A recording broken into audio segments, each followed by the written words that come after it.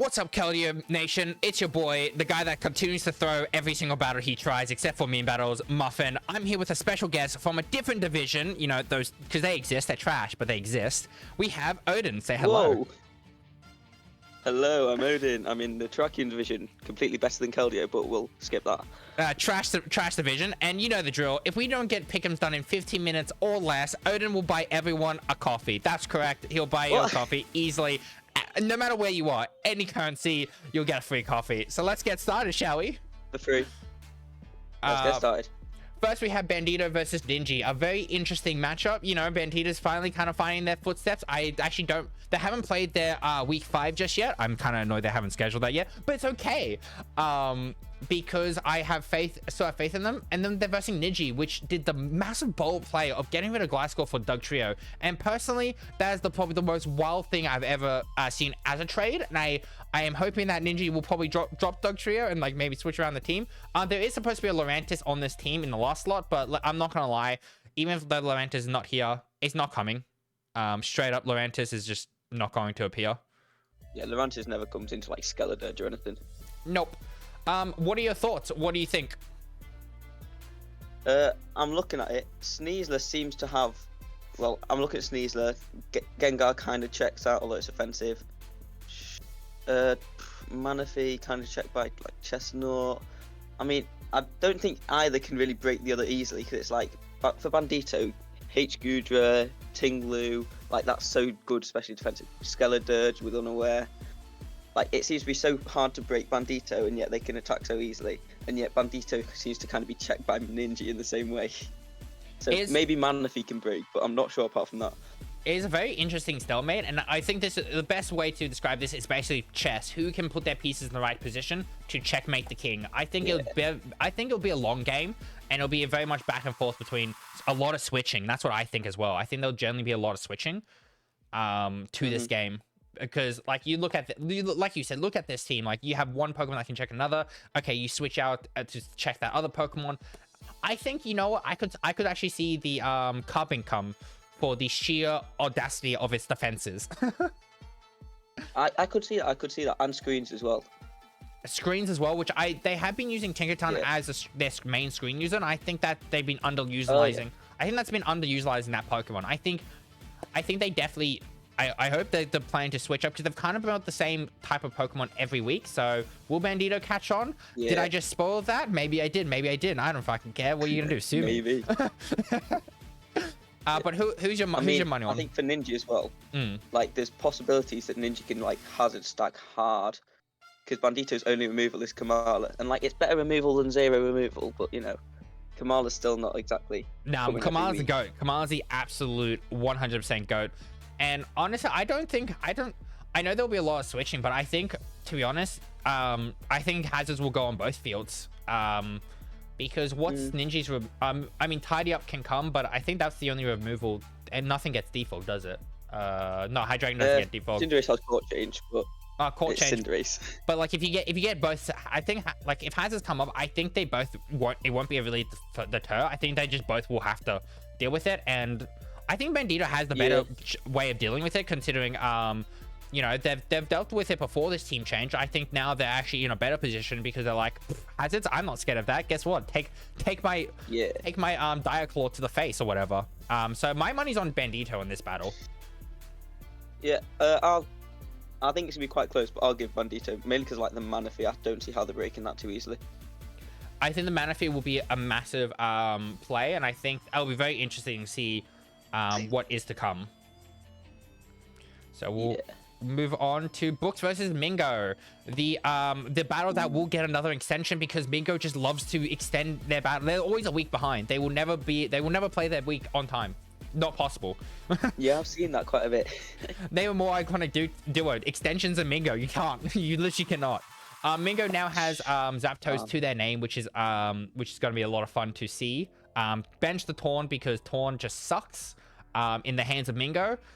I had to preference the hands of Mingo, but he is versing his arch rival, Diglett. I think Diglett pops off. I think Diglett wins. Diglett and Mingo, name a more iconic rivalry. I know. Diglett wins. If Diglett does not come to this battle, I'm giving Brooks though he could win, I'm giving him the universal L of just you had the chance and you didn't do it. Like, this is the perfect time Diglett to come. I've just realised that this was the only reason Brooks picked up Diglett. It probably goes after this week, just to throw in Tim. Like Diglett could be benched for the rest of the season, but right now this is Diglett's time to shine. This is where Diglett thrives. Like, what is Mingo going to do against Diglett? Like, come on, Terra there, Raichu to Terra Grass. Well, guess what? It gets walled by Ogerpon. Oh no, you have the scary Ice Cat. Guess what? Ogerpon. You have the Doggo. Guess what? Ogerpon with like something wild. Honestly, Ogerpon kind of goes hard. Ogerpon does go hard here. I hate Ogerpons are so fun to use, but I hate them so much. Oh, I'm playing Littens next week and it's gonna be a nightmare. That's just the definition of Ogerpon. Honestly, I think I'm gonna give this with Brooks. They finally brought Val to a battle and it worked out. I think between Val, Ogerpon, Walking Wake, and Chi-Yu, I think those are 4, and now Gliscor as well. That's this team is mad. That's wild of a team. And I mean, Mingo does have Brambergas, does have a few answers, but I think if Brooks can play his cards right, he will just be an overwhelming force, to be honest. Yeah, I never want to count out someone with like Shenpao, Zamazenta Crowned, but like I think Brook in this matchup just has so much that it's hard to vote against them. I mean, as long as Brooks A doesn't continue to miss power whips, B actually terrors their terror Pokemon instead of just not terroring and growthing, and C can power Mingo, because Mingo once Mingo's Pokemon is paralyzed, it will not move. I was once told that he had a battle where the unluckiest guy. He told me that he had a battle where out of 20 turns, his Pokemon was powered 12 turns in a row. Sounds quite fair. You can't get any more unlucky. And you have Chi-Yu with Dark Pulse. Like, it's a recipe made for disaster. Yeah. But other than that, central. Let's keep going. We have Dewey versus our reigning champion at the moment. Lost first week to probably the most unhinged way to lose by rapid spinning against a Alolan Raichu and getting reverse swept. That was probably so sad. That you could, you know, Aaron could win this entire league, and he will never let that down. He will never live it. He won't lose from now on. He'll still be a meme. It will haunt him for the rest of his life in this division, in this league. Versus Dewey, who has honestly been though the meme battle did happen, and I won't spoil what happened with that because I believe this will go first before my meme battle, but this time Dewey gotta get serious. So what do you against this team? Honestly, I think the snow core there has just worked every single week, and I'm afraid that they're becoming too reliant on the I think nearly every week they brought back Alolan Nitro and then their Armarouge. I think those were like I think Great Tusk has come 5 times as well. Yeah, so they're becoming this is very dangerous when you get this far into a draft. Is you're becoming a one-trick pony where you're using like the same 4 mons each week, which then puts you on the back foot, especially if your opponent has been switching up, which Dewey has done a lot. Dewey has used nearly all their Pokemon except for like the new ones he recently just got, like the Komomo, and then of course the Azelf in a serious manner. So I think I do definitely think it's a tough one. I think once again you get Veil up and you set up with either Armarouge like they did against Vortex, they absolutely 6-0'd Vortex. I think once Armarouge is like top kill leader in Keldeo. Yes, I think you have to try and get rid of Veil. I think leaving Veil up is just going to be your worst nightmare. Which I think Veil can just like lose you a game because all your calcs just go to nothing. Like all your plans, like you plan to switch this in. Oh wait, you can't actually deal with it because it only takes half damage. Yeah. And the fairy typing against Dewey's team, especially fairy ice type, is not. It's not. Dewey does not like it. Dewey does not like it one bit. The only upside is the fact that you know, I know for the Urshifu does hit hard through any type of screens, things like that.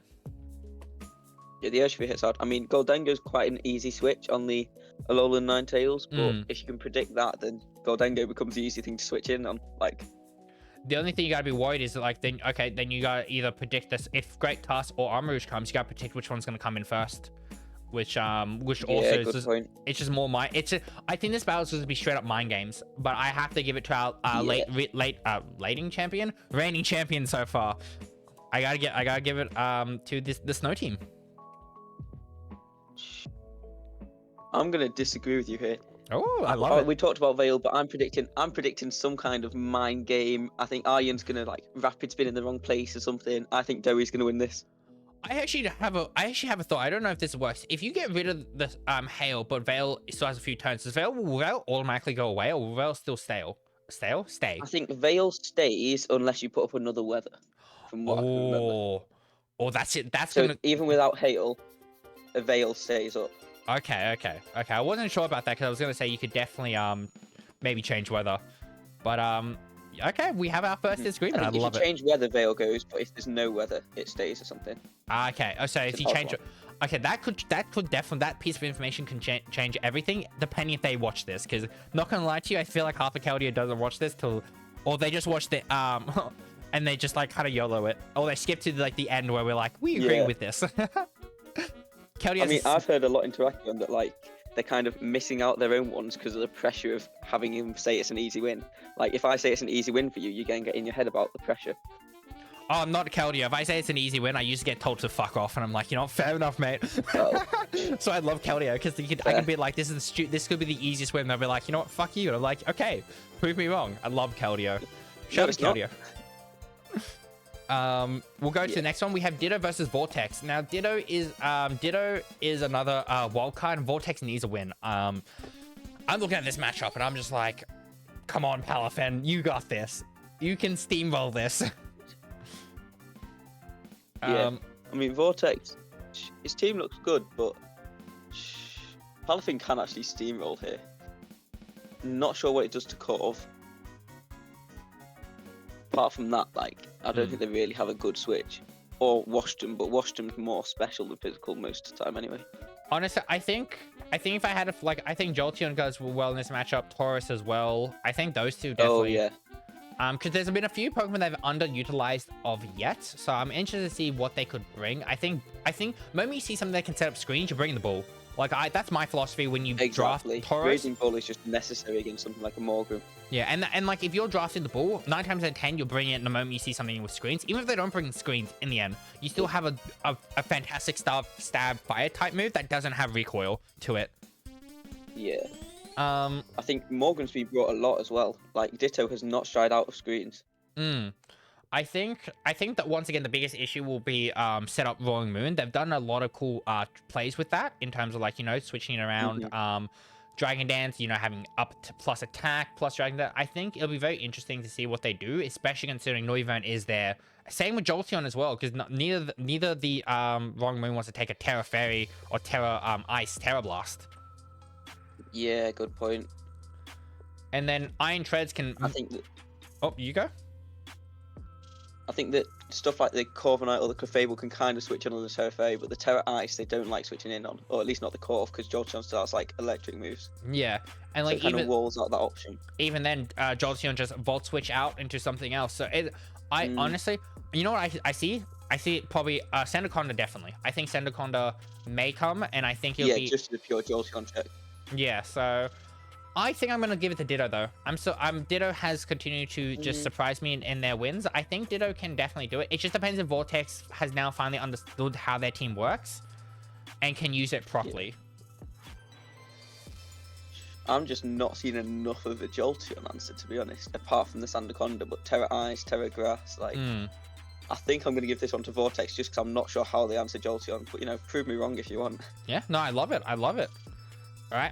We'll go to this is the second last one. We have Agar versus our other reigning champion at the moment, Derpster. Off the bat, I'm always gonna back on my boy Agar no matter what the matchup is. Agar is I'm the #1 Agar fan.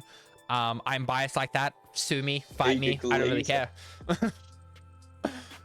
But generally looking at this matchup, I think Agar actually has a quite good matchup here, to be honest. I think Bundle hurts a lot in terms of Derpster's team. But what resist both? Klefki can kind of do something there. The only Maybe issue, belly bolt, greaves. yeah, look, bundle is always a nightmare to switching on. I think that's just the proof of that. and then like you have your things like Kleebolt for easy rocks to be set up. Crippling possibly your Titan before Terror. You know, you have the boy Pillar-Sand. Pillar-Sand? No. What's the Paliswine might go. Paliswine, that's the one. I was like trying to figure. I know it's out with a P. You have Ogerpon. I don't think Ogerpon doesn't look too bad in this matchup either. We could actually see a battle of screens as well between Klefki and Grimmsnarl. Maybe. Overall, because like I mean, I've seen the Paliswine. I want to go Ager. Paliswine has just been so good for me. I've brought it like 4 games in a row. Plus Terra Fairy handles a lot of things. Slow King doesn't really want to switch into it. Yeah. I mean, when it works, it works. I'm just saying. Yeah, mine's 6 and 3. Look, Derpster once again will always surprise. I know for a fact that he will hear this. He will comment, "Oh, thanks for going for me, Derpster," and I will always respond, "You're welcome." Yeah. Look, honestly, I always like to go. I think Ager definitely has something to prove. I think he needs this win. I'm not gonna lie, he definitely needs this win. Yeah, he's below 500 right now. He needs to win to go equal. Yeah, and I think Derpster needs this L. I mean, granted, if Derpster wins, because he's versus Bentito, if Derpster wins against Bentito and he wins this, easy into playoffs. So this is actually could be a do or die for Derpster, because if he doesn't win, he still has to work harder to make sure he solidifies himself in. Yeah, because 4 and 1 is so much better than 3 and 2. Yep. 4 and 1, you're so much ahead of schedule. 3 and 2, and it's like you have to do that again. And it could even be 5 and 1 because if he wins against Bandito. Oh yeah, no. Good point. Yeah, 5 and 1 of you. Yeah, so pretty happy there. So I think this is a very important battle. I think they both will bring their A game for this, but I will always give my money to Ager because once again, I'm a biased Ager fan. Fight me. I'll throw hands. I don't care.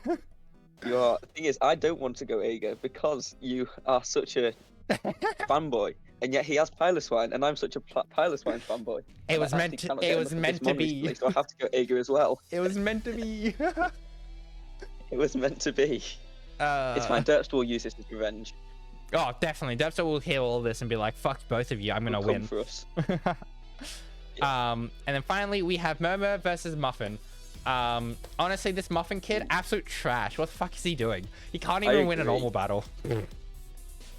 Yeah, honestly, he's a bit washed. I'll be honest. Oh, man hasn't even had a career yet. He's already washed. Like honestly, this should be the easiest win for Murmur. Yeah.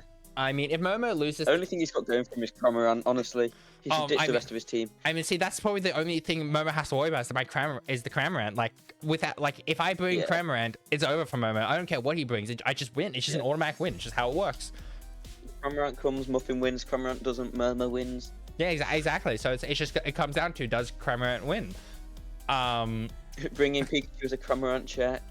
Yeah, like honestly, if I could, I'd bring 6 Cramorants. That's all I need. That's all I need. I only need 6 Cramorants. Yeah. I only need the 1 Cramorant. It could be a 1v6. That's all I need. I just need Cramorant, and it just wins. Like, what is Miss Maggie's gonna do against a dive? Nothing. It dies.